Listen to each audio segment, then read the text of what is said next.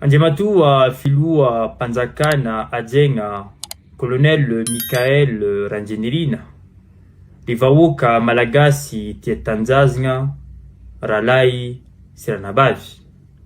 Andro lehibe sy manana tantara ho an'i Madagasikara izao eo ambanin'ny fitarianao Andriamatoa filoam-panjakana.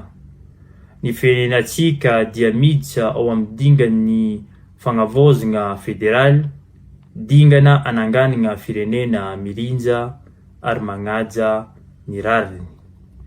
Saingy aoka azava ny fahefagna manangana lalam-panorenana dia any vahoaka tsy azo omegna vondrona tsy voafidy. Ny vahoaka no loharanon'ny fahefagna rehetra. Izany no antony mazava-dehibe ny fifidianana ny mpikambana ao amin'ny Assemblée Constituante Malagasy, izay ihany no anome hery sy ara-dalàna ny lalam-panorenantsika vaovao. Izany ihany no anampatsika anorina Republika Federaly tena avy amin'ny vahoaka ho an'ny vahoaka. Andriamatoa filoha, ny tantara no nanome anao ity anjaikitra masina ity. Antsoy ny fifidianana ny Assemblée Constituante. Avelao ny vahoaka aneo ny safidiny. Avelao izy anoratra ny hoaviny amin'ny feony sy ny latsabato. Izay no antsoanay hoe demokrasia marina.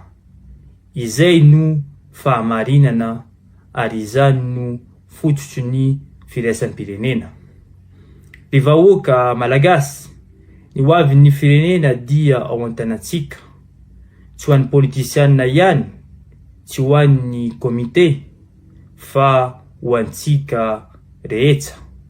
Ny tantsaha, ny tanora, ny lehilahy ary ny diaspora. Tokony ifanjay, tokotro anjay anjara ary tokony andatsabato atsika jiaby. Atsika rehetra no anoratra ny tantaran'i Madagasikara vaovao. Tantara feno fanjam-pahalemana, rariny ary voninahitra. Madagasikara tsy maty, tsy resy, fa miarina indray amin'ny fahamarinana, fahenjena sy firaisam-pirenena.